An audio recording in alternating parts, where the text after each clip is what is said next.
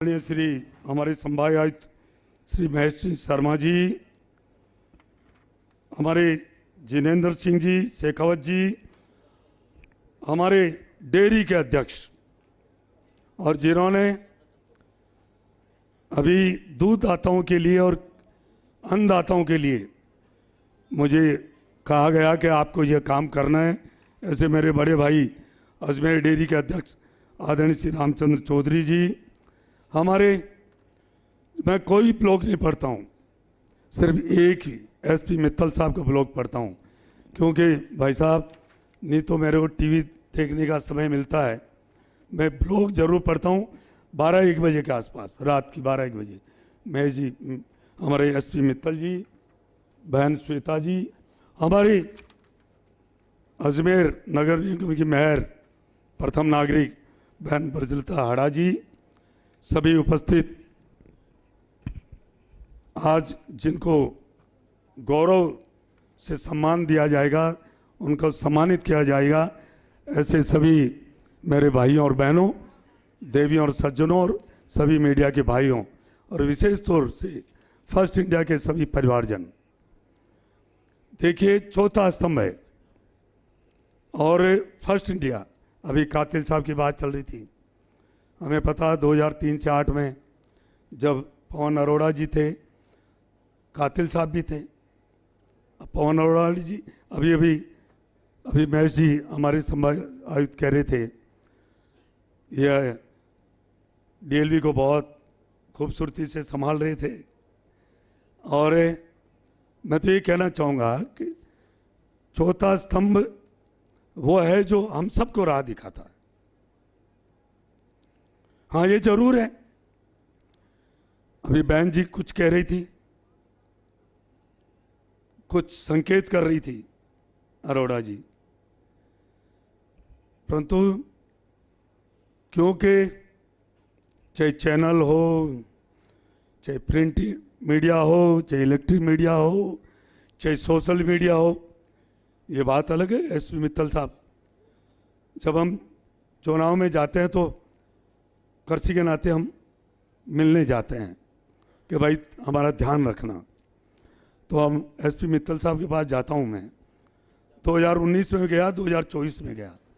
मुझे सुनो, मैं इसलिए सार्वजनिक स्थल पे ये बात कर रहा हूं। तो एसपी मित्तल साहब के पास गया, मैंने कहा साहब कोई, मैं तो किसान का बेटा हूं। अभी बहन जी कह रही थी कभी जाट कहते हैं, कभी बनिया कहते हैं।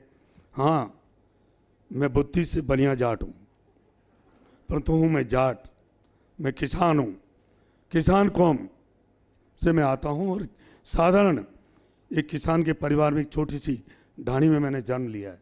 और मुझे पता है इस देश के अन्नदाता का क्या दर्द है, क्या तकलीफ है। तो मैं कह रहा था अरोड़ा जी, क्योंकि चैनल भी ऐसे नहीं चलता है, चाहे कुछ भी हो, परंतु फिर भी प्रमाणिकता का, क्योंकि और फर्स्ट इंडिया इसमें नंबर 1 है, इसमें खुद हो रहा ही नहीं है, इसमें मैं धन्यवाद देना चाहूँगा। अभी बात चल रही थी कृषि की, अब कई विषय क्यों अलग अलग, हम मंच पे सब बैठे हैं, सब ने अलग अलग विषय लिया है, क्योंकि मुझे सहयोग से, हमारे डेयरी अध्यक्ष जी बैठे हैं, अध्यक्ष जी, यह सब संयोग से ही होता है सारा काम, कोई संयोग से ही। कोई सोचे मैं मेरी बुद्धि से, मेरे अकल से मैं यहाँ पहुँच गया हूँ, कतई नहीं। कोई योग होता है, योग के अलावा कुछ नहीं होता है। तो इसलिए मुझे आदरणीय प्रधानमंत्री नरेंद्र भाई मोदी जी ने अपनी टीम में कृषि और किसान कल्याण राज्य मंत्री का मुझे दायित्व दिया है।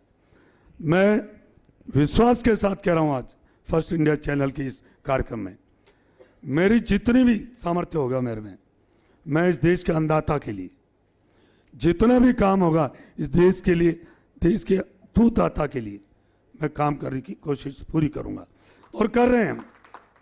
मुझे पता, आपने कहा क्यों आईसीआर ये मुझे विभाग दिया है, उसमें पूरे देश भर में 731 कृषि विज्ञान केंद्र हैं, कृषि विश्वविद्यालय हैं, कई बड़े बड़े इंस्टीट्यूट हैं, और प्रधानमंत्री नरेंद्र भाई मोदी जी उनका सपना है कि जब तक इस देश का अन्नदाता खुशहाल नहीं होगा, समृद्ध नहीं होगा, ये देश विकसित राष्ट्र नहीं बन सकता है।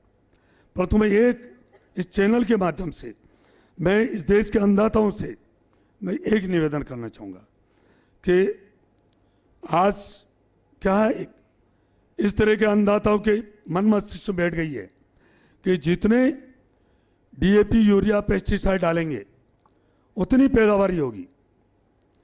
मैं यह मानता हूं कि इसमें कतई सच्चाई नहीं है। मुझे जुकाम हो गई है अरोड़ा जी, सच में मुझे जुकाम हो रखी है, और मैं परसों डॉक्टर के पास गया। उन्होंने कहा 5 दिन आपको एक दिन में 2 खुराक लेनी है, एक सुबह एक शाम। क्या मैं 2 समय जो खुराक मुझे बताई है सुबह शाम, मैं उसको 4 दफे खुराक ले लूँगा तो मुझे फायदा करेगा कि नुकसान? यही स्थिति इस धरती माता की हो गई है। इसलिए मैं इस चैनल के माध्यम से मैं सभी अन्नदाता किसानों से निवेदन करना चाहूँगा कि आप जो प्रधानमंत्री नरेंद्र भाई मोदी जी ने जो राजस्थान में हनुमानगढ़ से उन्होंने सॉइल हेल्थ कार्ड, मिट्टी का परीक्षण की उन्होंने शुरुआत करी। मिट्टी का परीक्षण कराए किसान, क्यों उसकी जांच कराए, उसमें क्या कमी है, उसमें पोटास की कमी है, उसमें जिप्सम की कमी है या क्या कमी है, उसके अनुसार ही वो मिट्टी का परीक्षण करा के उसमें डालें, ताकि उसकी लागत मूल्य कम होगी। जब उसके लागत मूल्य कम होगा, उत्पादन बढ़ेगा, तभी किसान आगे बढ़ पाएगा।